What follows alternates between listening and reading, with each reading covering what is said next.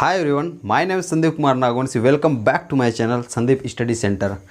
आज का टॉपिक बहुत महत्वपूर्ण होने वाला है क्योंकि हम आज ऐसे टॉपिक को पढ़ने वाले हैं जो पूरे जनजाति में सबसे महत्वपूर्ण स्थान रखता है। इसके बिना जनजाति पढ़ें तो अधूरा सा रह जाता है, एकदम अधूरा हो जाता है। तो आज हम पढ़ाई करने वाले हैं छत्तीसगढ़ की विशेष पिछड़ी जनजाति पे।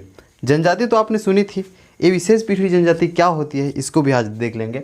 तो वही जैसे कि मैं फॉर्मेटिंग करते आया हूँ वैसे ही हम लोग चलेंगे। जैसे कि फर्स्ट ऑफ ऑल इसके बैकग्राउंड देखेंगे, और फिर दूसरी चीज़ है बैकग्राउंड देखेंगे, उसके बाद इसके एक परिभाषा निकाल लेंगे हम।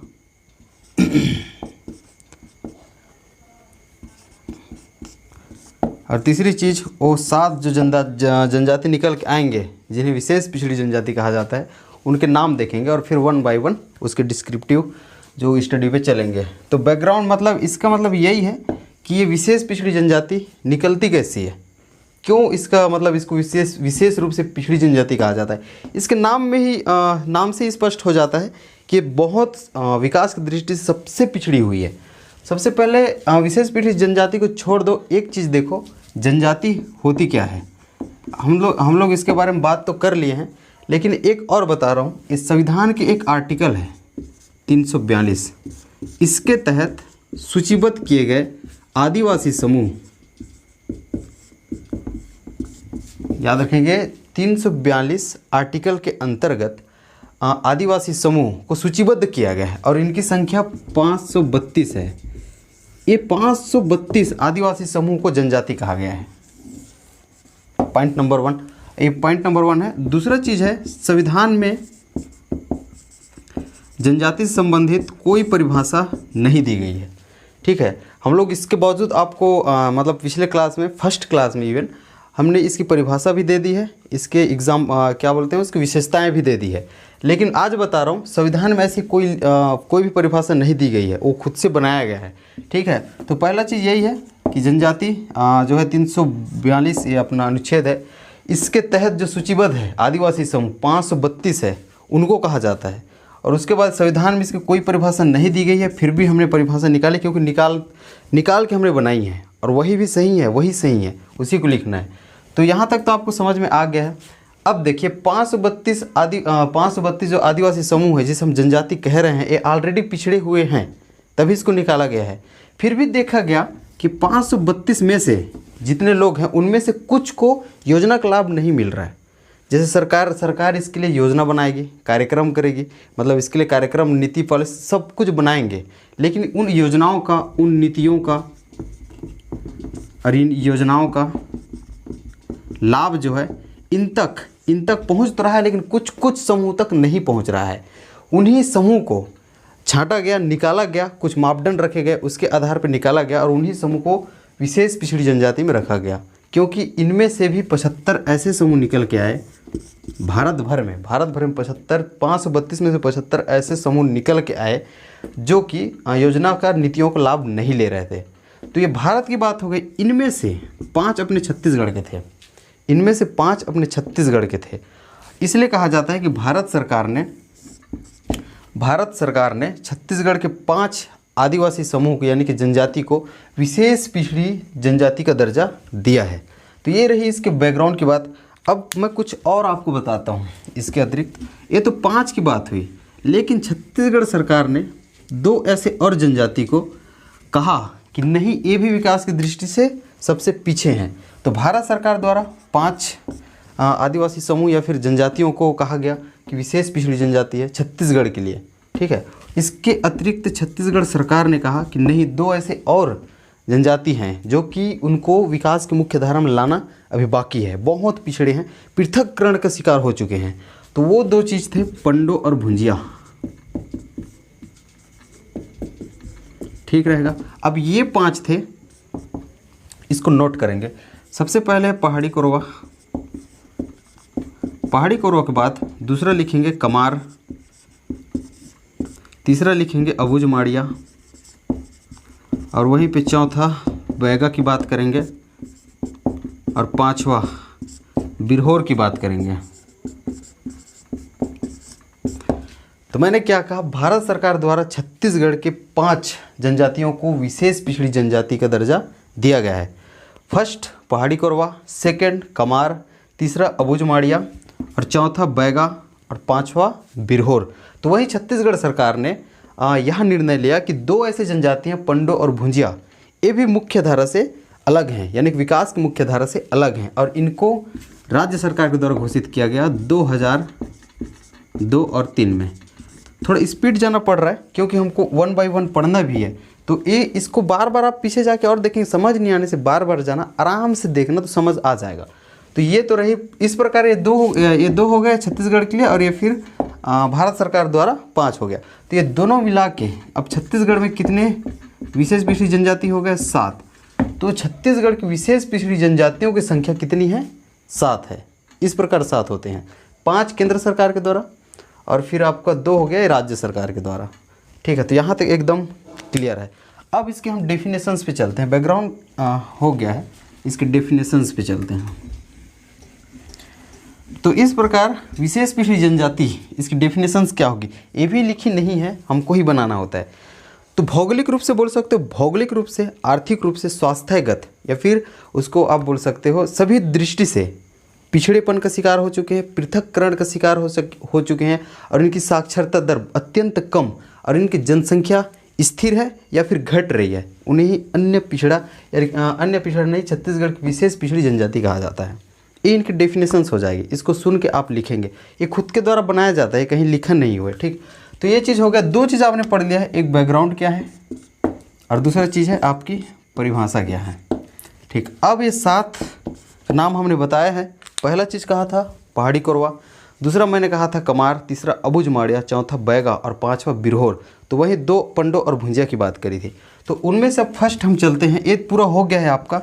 अब एक एक पिछड़ी जनजाति को उठाना है और उसके बारे में हम लोग को पढ़ाई कर लेनी है। जैसे कि मैंने कहा, पहला या फिर ए पहाड़ी कोरवा के बारे में पढ़ना है। तो इस प्रकार ये जो 7 अभी बताए हैं वो पूरा जब हम पढ़ लेंगे उसके बाद आपका एक टॉपिक खत्म होगा, और वो क्या है? छत्तीसगढ़ की विशेष पिछड़ी जनजाति। वो 7 खत्म करने के बाद, और ये जब खत्म करेंगे ना, फिर आप रियलाइज़ करेंगे कि हाँ वाकई में जनजाति में अच्छा खासा पकड़ बन चुका है, और सबसे इम्पॉर्टेंट है, जो सबसे मोस्ट इम्पॉर्टेंट है उसको मैंने कवर कर लिया है।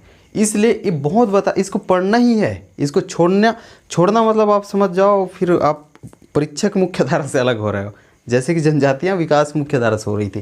तो ये देखिए, अब पढ़ना है हम लोग को पहाड़ी कोरवा के बारे में। तो सिंपली हमने गोंड जनजाति में जैसे पढ़ाई करी थी 1 बाय 1, एक एक टॉपिक उठा के, टॉपिक के अंतर्गत सब टॉपिक्स उठा के, उसी प्रकार इसको भी हमें पढ़ना है। तो सबसे पहले आप देखेंगे इसमें, सबसे पहले जिले की बात करेंगे इसमें कि ये कहाँ कहाँ पाए जाते हैं। इट मीन्स हमने इसको क्या कहा था पहली बार? संकेंद्रण। और दूसरा चीज़ हो जाएगा वही इनके सामाजिक जीवन, और इसके सांस्कृतिक जीवन, और फिर इनके धार्मिक जीवन। ठीक रहेगा। अब उसके बाद इनके आर्थिक जीवन में चलेंगे, और उसके बाद मिसलिनियस पॉइंट यानी कि इन अदर फैक्ट में चलेंगे भाई। तो पहाड़ी कोरवा जनजाति, इसको कुछ कुछ भागों में हम लोग तोड़ेंगे। जिले यानी कि वो रहते कहाँ पे हैं, सामाजिक जीवन, सांस्कृतिक जीवन, धार्मिक जीवन, उसके बाद इनके आर्थिक जीवन पे चलेंगे, और लास्ट में इन अदर फैक्ट्स पे चलेंगे। तो तब ये जाके कंप्लीट होगा पहाड़ी कोरवा जनजाति वास्तव में कितना चीज़ है, कितना चीज़ हमको पढ़ने को मिलेगा, ये इसके अंतर्गत सब समाहित है। अब स्टार्ट करते हैं वो जिले। अब एक एक चीज़ पे चलते हैं। वो कौन कौन से जिले हैं जहाँ पे पहाड़ी कोरवा निवास करते हैं? सबसे पहले तो कोरबा, यहीं पे मुख्यतः ये निवास करते हैं। इसके अतिरिक्त लिखते जाएंगे सरगुजा है, जसपुर है, बलरामपुर है। ठीक है। अब मैं छोटा सा मैप बना के दिखा रहा हूँ। ये सिर्फ ऊपर के सरगुजा संभाग को ही बना रहा हूँ, पूरा छत्तीसगढ़ को नहीं बना रहा हूँ, क्योंकि एकदम प्रैक्टिकली संभव नहीं, बहुत अनावश्यक समय खर्च हो जाएगा। तो हम लोग मैपिंग पे क्लास कर लेंगे, उसका टेंशन नहीं लेंगे जब हम लोग ज्योग्राफी स्टार्ट करेंगे। ठीक है। तो ये छोटी ऐसी बना रहा हूँ। मान के चलते हैं ये आपका सरगुजा संभाग है, इसके अंतर्गत यहाँ पे सरगुजा है, फिर यहाँ पे बलरामपुर वाला क्षेत्र आ जाता है, और यहाँ पे कोरबा है, ये बिलासपुर संभाग लग जाता है यहाँ से। ठीक है। और उसके बाद आपका यहीं पे जसपुर का क्षेत्र लग जाता है। तो देखिए बलरामपुर, सरगुजा, जसपुर और आपका ये कोरबा वाला क्षेत्र। तो इस क्षेत्र में निवास करती हैं कौन सी जनजाति अपनी? पहाड़ी कोरवा जनजाति। तो पहला चीज़ आपका खत्म हो गया है संकेंद्रण, इट मीन्स जिले जहाँ पे ये निवास करते हैं। मैंने फिर रिपीट कर रहा हूँ, कोरबा, सरगुजा, जसपुर, बलरामपुर। ठीक है, तो आपका कौन सा खत्म हो गया? संकेंद्रण। ऐसा आप 1 बाय 1 पढ़ते चलेंगे तो आपको क्या बोल सकते हो, आपको पता भी नहीं चलेगा कब याद हो गया है और कब टॉपिक्स में वो टूट चुके हैं और कब आपको सब एक मोटा मोटी समझ भी बन गया है। अब इनके जीवन के बारे में चलते हैं। तो सामाजिक जीवन, सांस्कृतिक जीवन, धार्मिक जीवन। तो मैं इसको भी कुछ टॉपिक्स में तोड़ रहा हूँ, उसके बाद मैं बताते जाऊँगा। पहला चीज़ है उपजाति। इनकी उपजाति कौन कौन सी है। उसके बाद इनकी विवाह पे चलेंगे। ठीक है, उसके बाद इनकी मृतक संस्कार पे चलेंगे, जैसा हमने गया है। उपजाति करेंगे, विवाह पे चलेंगे, मृतक संस्कार पे चलेंगे और 3-4 चीज़ और आएगा, इसको अच्छे से देखते रहेंगे। एक दरहा आएगा, ये मैं बताऊंगा क्या होता है, इसको लिख के रखेंगे। दरहा, फिर मयारी,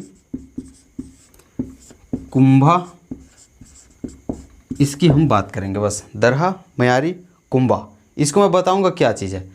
तो उपजाति की हम बात करते हैं, नोट करते रहेंगे। इनके 2 उपवर्ग पाया जाता है या फिर 2 उपजाति पाया जाता है। इसको उपजाति ना बोल के उपवर्ग लिख सकते हो आप, ठीक है। और यही ज़्यादा अच्छा शब्द रहेगा यार, उपवर्ग ही लिखना, ये जनजाति मिटा देना, हालांकि मतलब उपजाति मिटा देना, उपवर्ग लिखना। इसके 2 उपवर्ग पाए जाते हैं। पहला दिहाड़ी कोरवा है, ठीक है, दिहाड़ी कोरवा, और दूसरा पहाड़ी कोरवा, जैसा कि नाम में ही है।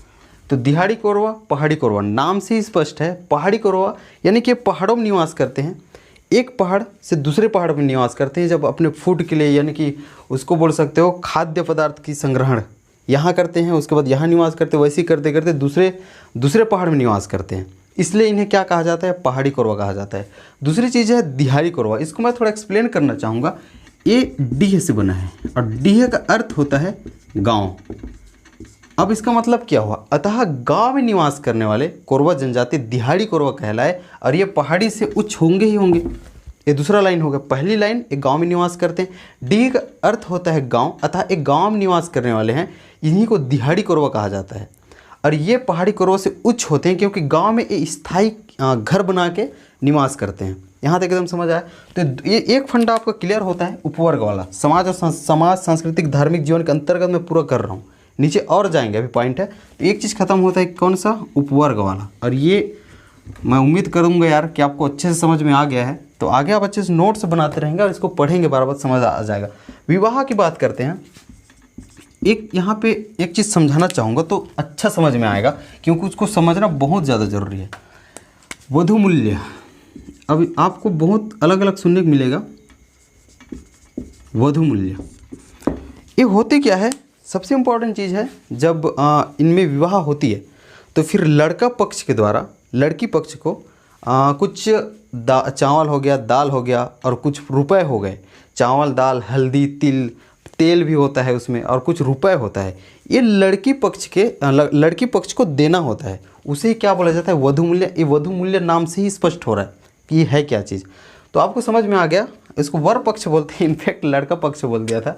तो वर पक्ष के द्वारा क्या बोल सकते हो आप? वधू पक्ष को चावल, दाल, तेल, हल्दी और साथ में कुछ पैसे यानी कि रुपए, ये वर पक्ष द्वारा वधू पक्ष को दिया जाता है। इसे ही वधू मूल्य कहते हैं। और ये वधू मूल्य पे ही इनका विवाह होता है, ऐसे करने पे ही विवाह होता है। और उस विवाह का नाम है ढुकू विवाह। और ये इंपॉर्टेंट, ये दोनों इंपॉर्टेंट है। 2 चीज़ मिल गया है, एक वधू मूल्य और दूसरा ढुकू विवाह। वधू मूल्य को मैंने एलिब्रेट कर दिया है क्या होता है, और इसी प्रकार जब विवाह होता है वधू मूल्य देने पे, उस विवाह को कहा जाता है क्या?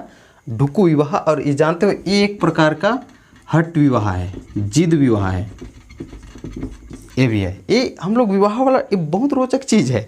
आगे विवाह वाला टॉपिक आने वाला है, आपको बहुत मज़ा आने वाला है उसको पढ़ के, क्योंकि अलग अलग चीज़ हमको, ये देखो, हट विवाह, फिर जिद विवाह, भगेली विवाह, पठौनी, ये सब हम पढ़ने वाले हैं।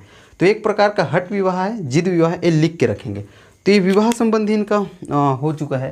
तो विवाह पे भी आपने बात कर ली है, इसके पहले उपवर्ग पे आपने बात कर ली है, 2 चीज़। अब जाते हैं मृतक संस्कार पे।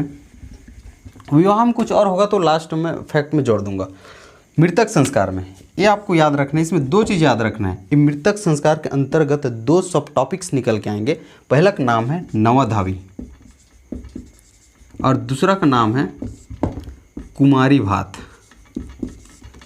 ये लिख के रखेंगे, एलिब्रेट कर रहा हूँ।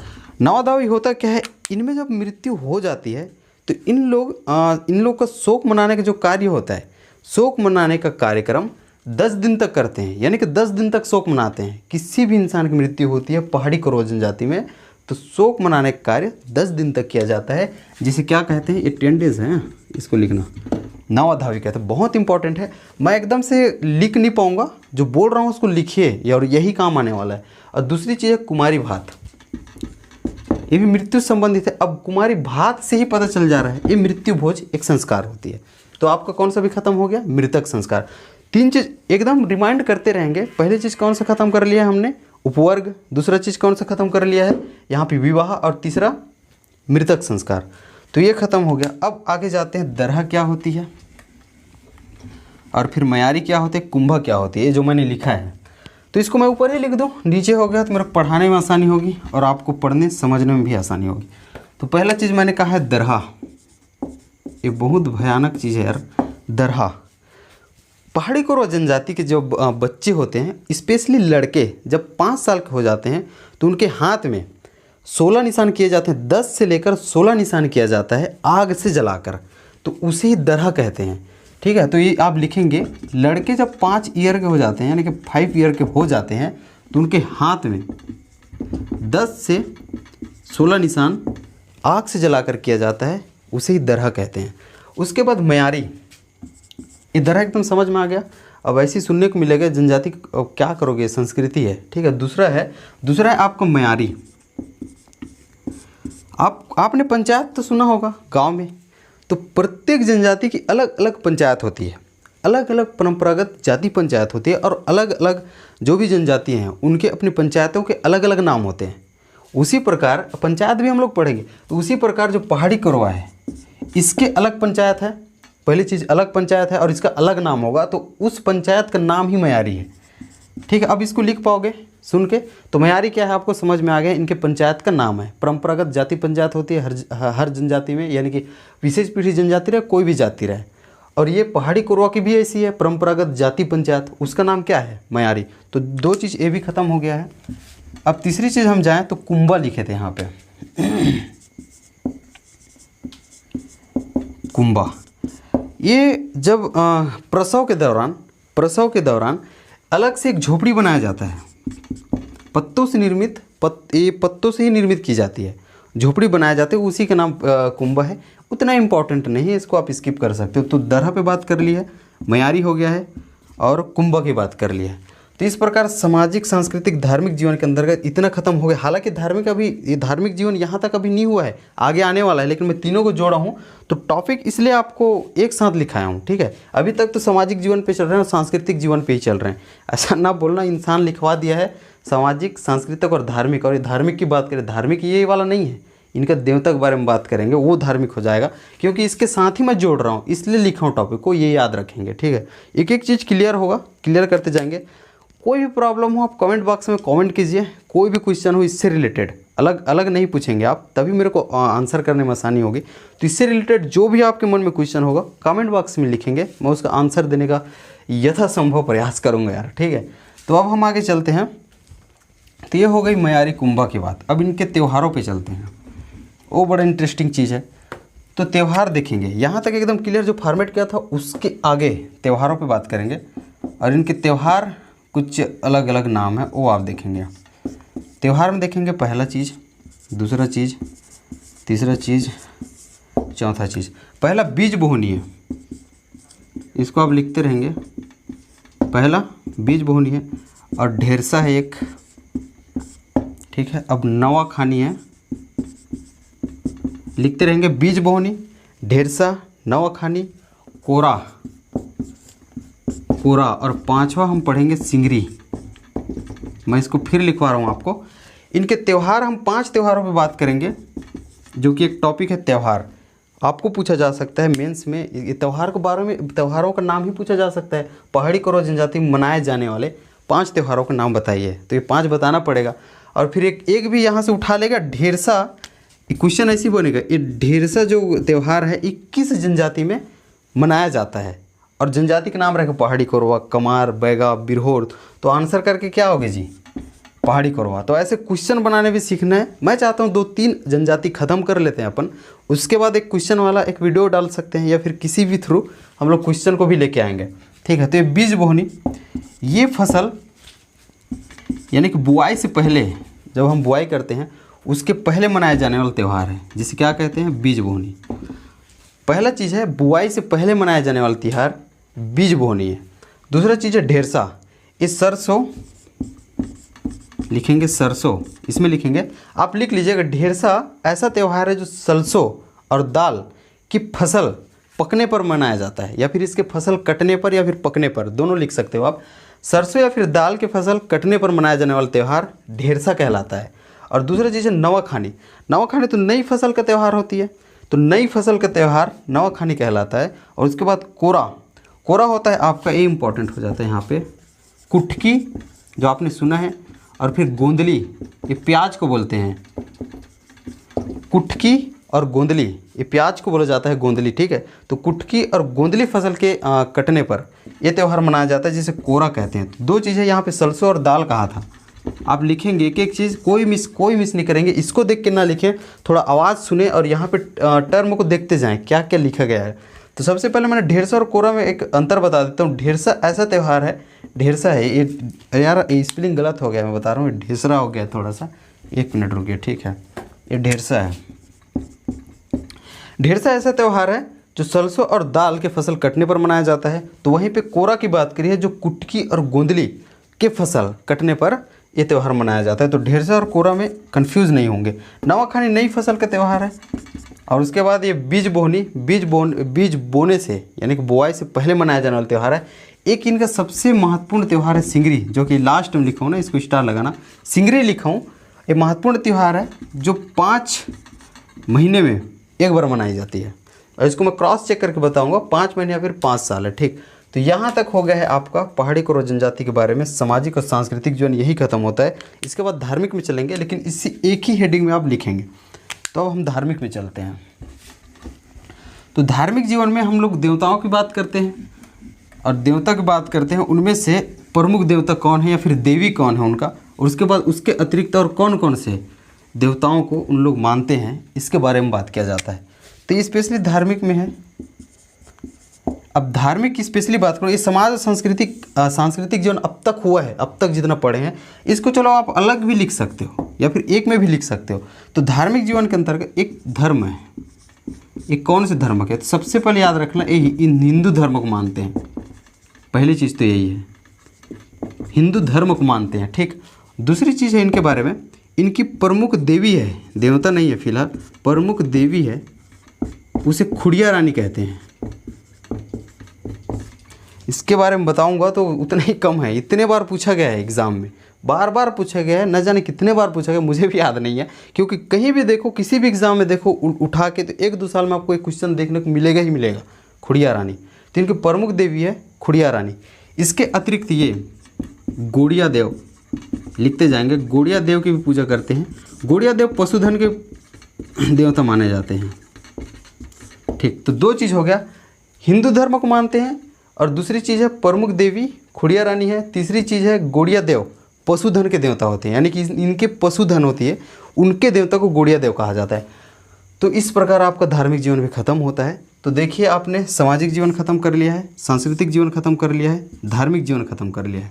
तो ये पहाड़ी कोरवा के बारे में अब आर्थिक जीवन पे जाएंगे और इन अदर फैक्ट्स पे जाएंगे। अब इसके हम लोग आर्थिक जीवन पे बात करते हैं। इनके आर्थिक जीवन में 2-3 चीज़ देखेंगे। पहले ही मैं बता चुका हूँ इनका आर्थिक जीवन कैसी होती है। सबसे पहले तो ये स्थानांतरित कृषि करते हैं, और हर एक जनजाति करती है। इसके अलावा अपने अपना अलग व्यवसाय भी होता है। तो सबसे पहले सभी जनजाति करती है, उसी प्रकार पहाड़ी कोरवा भी स्थानांतरित कृषि करती है, यानी कि ज़मीन बदल बदल कर कृषि करती है। अब इसलिए कोई भी जनजाति ज़मीन बदल बदल कर ही करेगा, तो ये ज़मीन बदल बदल कर कृषि करती है ना। ये 2 लिखो मतलब वो बदल बदल कर है, उसे स्थानांतरित कृषि कहते हैं। अब इसको पूरा लिखेंगे, मेरे पास इतना वो नहीं है मैं एकदम लिख पाऊँ, समय भी बचाना होता है। तो ज़मीन बदल बदल कर कृषि करती हैं जिसे स्थानांतरित कृषि कहते हैं, और हर एक जनजाति की स्थानांतरित कृषि अलग अलग नामों से जानी जाती है। करते सेम है, नाम अलग अलग होती है। तो उसी प्रकार पहाड़ी कोरवा जनजाति की स्थानांतरित कृषि का नाम है देवारी।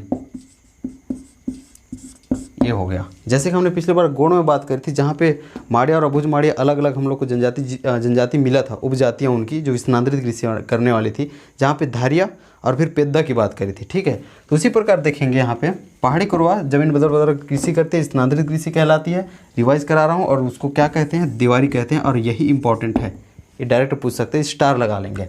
और दूसरी चीज़ है पहली, ये तो पहला चीज़ हो गया ना, ये आर्थिक जोन में चल रहे हैं पहली।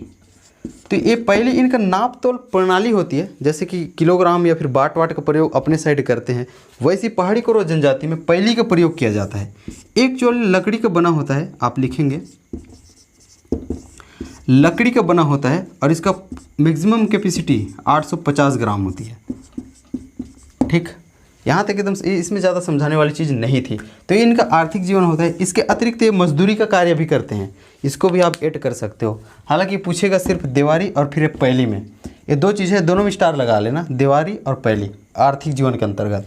ये वनडे एग्जाम के लिए बहुत इंपॉर्टेंट हो जाता है, और आर्थिक जीवन करके डायरेक्ट क्वेश्चन बन सकता है मेंस वालों के लिए। तो ये दोनों को हम लोग लेके चल रहे हैं, जैसा कि आपको पता ही है। अब नेक्स्ट चलते हैं अनदर फैक्ट्स में, या फिर अन्य महत्वपूर्ण बोल सकते हो, तथ्य बोल सकते हो, या फिर अन्य तो नहीं है, बहुत इंपॉर्टेंट है, बट मैं जानबूझ के इसलिए लिखाता हूँ ताकि इसको एक लाइन में लिखाया जा सके। ठीक है, तो पहला चीज़ है आप याद रखेंगे इसकी बोली। हर जनजाति की बोली हमने पढ़ते आई है, वैसी प्रकार इसका भी बोली। और दूसरी चीज़ है इसके पेय पदार्थ के बारे में। तो पहाड़ी कोरवा एकदम सिंपल है, पूछेगा भी नहीं, क्योंकि इनकी बोली कोरवा है, पता है। हालांकि पूछ भी सकता है, एक कोरवा बोली बोलती हैं। ठीक है, और इनका पेय पदार्थ हड़िया है, जो शायद चावल की बना होता है, ये हड़िया है। हड़िया तो शायद ये तो सुने भी होंगे आप, हड़िया क्या होता है, सल्फी ताड़ी वाड़ी ऐसा कुछ कुछ होता है। तो हड़िया याद रखेंगे, हड़िया इनका पेय पदार्थ है, मेन बेवरेज। और फिर इनकी जो मुख्य बोली है डायलेक्ट, वो कोरवा है। बस ये बताना चाह रहा था। तो इन अदर फैक्ट्स में इतना याद रखेंगे। एक चीज़ है उतने समय मैं वहाँ पे बताना भूला हूँ, जो आपको सांस्कृतिक जीवन में डालना है, और जो सामाजिक सांस्कृतिक जीवन में डालना है, वो नृत्य है। ये सबसे इम्पोर्टेंट चीज़ है। ये भी जैसे मैंने खुड़िया रानी बताया ना, खुड़िया रानी जो इनके प्रमुख देवी थी, इतने बार पूछा गया है बोल के, वैसे ये नृत्य है, इसको भी बहुत बार पूछा गया है। इनके नृत्य का नाम है दमनच। मैं बता रहा हूँ कैसे होता है, मतलब करके तो नहीं इसके बारे में एलेबोरेट करके। दमनच नृत्य होता है, बहुत भयावह है, या फिर भयोत्पादक बोलते हैं इसको। ये होता है, मतलब डरावनी वाली नृत्य होता है ऐसे। इसके बारे में दो फैक्ट और अलग से है, जो कि वो है एक आप याद रखेंगे मचान, और दूसरा आप याद रखेंगे दत्तक पुत्र है, राष्ट्रपति का दत्तक पुत्र। पहला चीज़ है, ये पेड़ों में मचान बनाकर रहते हैं। यानी कि मैं तो बोला ही है कि ये पहाड़ से दूसरे पहाड़ में निवास करते हैं, आपको पता है। उसके अंतर्गत पेड़ों में एक बना लेते हैं अपना झोपड़ी टाइप का, या फिर ऊपर में ही बना लेते हैं, उसमें मचान बना कर रहते हैं। आपको समझ भी आ रहा होगा मचान से। तो पेड़ों में मचान बना कर रहते हैं, ये भी बहुत इंपॉर्टेंट फैक्ट है। दूसरा चीज़ है दत्तक पुत्र, इसे राष्ट्रपति का दत्तक पुत्र कहा जाता है, ये अलग फैक्ट है। तो अब हमने अनदर फैक्ट्स में कौन कौन से पढ़ लिया है। बोली, इनकी बोली क्या होती है, कोरवा बोली बोलती हैं। दूसरा चीज़ इनके पेय पदार्थ क्या होती है, जिसे हमने बेवरेज कहा है, हड़िया पीते हैं ये भाई, ठीक है, बड़े धूमधाम से। इनकी नृत्य क्या होती है, जो कि सामाजिक और सांस्कृतिक जीवन में आपको डालना है। दमनच नृत्य होती है, जो कि बहुत भयावह होती है, भयोत्पादक नृत्य होती है। और एक और फैक्ट मैं बताया हूँ, मचान, और दूसरा दत्तक पुत्र।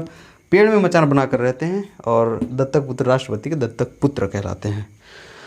तो सिर्फ कोरवा जनजाति अभी ख़त्म हुआ है, बस इसको आपको पढ़ना है। इसमें बहुत ज़्यादा फैक्ट है, और आपको रिवाइज अल्टरनेटिव आपको एक दिन में रखना होगा, इतने दिन में हम लोग को रिवाइज़ करनी है।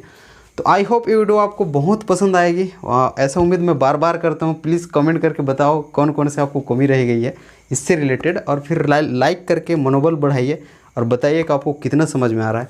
Thank you very much, wish you all the very best ji.